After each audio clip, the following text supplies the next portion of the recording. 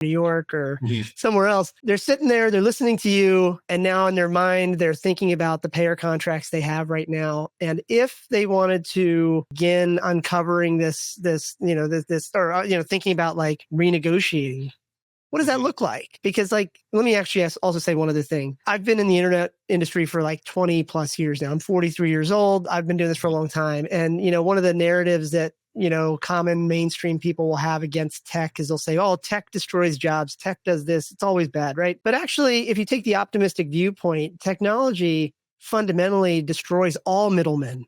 It destroys all asymmetries of information. And then the example I use is like when I was growing up as an immigrant, we weren't poor, but we weren't rich.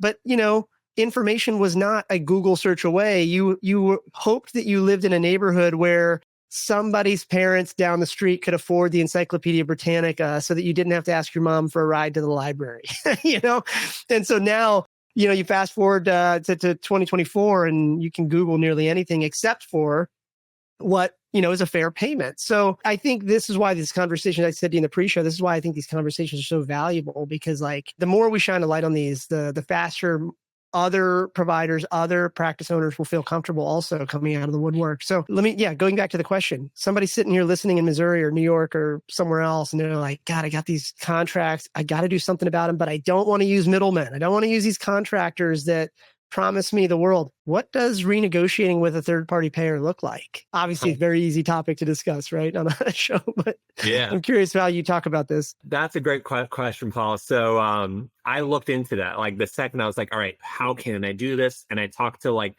different companies that's their job is that they do that. And we're talking to a few of them as a larger entity also between like 50 private practices. And they say, oh, New York is tough. Like New York, like we're not, it's like you might see 18% change maybe like or 10% change. So like, that's not good enough for me. Like 10% is not good enough for Yeah. me. I want to get 20 to 50% of hospital rates, right? Yeah. Like can I get that? And so how to do this? So I tried doing this. We have several tax IDs, all right? And so I was just like, I'm going to have one person try, and then I'm also going to try. It's not the best Yeah. use of my time. I want to help patients. I want to see patients. I want to get them better. I want to help my staff get better. I want to like do all that stuff. But let me give it the good old college try. I did better than them.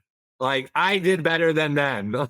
So they wanted to pay me 68, and this one insurance company on one tax ID, and then I tried, and at first she came back to 75, and I was just like, nope. And then I got 86, and I was just like, that's great. Like It's I such an arbitrary number too, like 70, 86.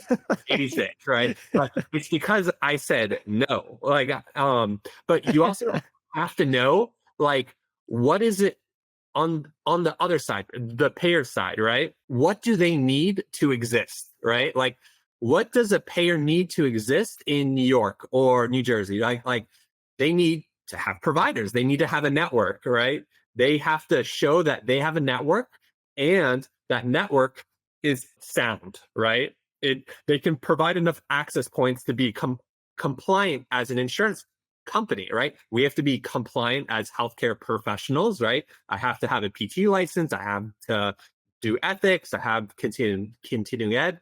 What do insurance companies need to have to be an insurance company? They have to have a certain amount of providers per zip code based on MSA, right? So that's like how many people within this square miles, or right? So like, do you need 10 doctors or do you need 50 doctors, right? Like what is good enough? That's when you know you have leverage, right? That's why in the middle of nowhere where the standard of living is lower, it makes more sense to open up a practice than in dense New York City or dense Jersey City or LA, all right? Because there's a density there and there's a lot more competition. There's more options, right? And if you're in New York, you don't know what the other practices are getting until now, because now they have this machine readable file and you can actually look it up and say like, what is their tax ID? Pop it in there.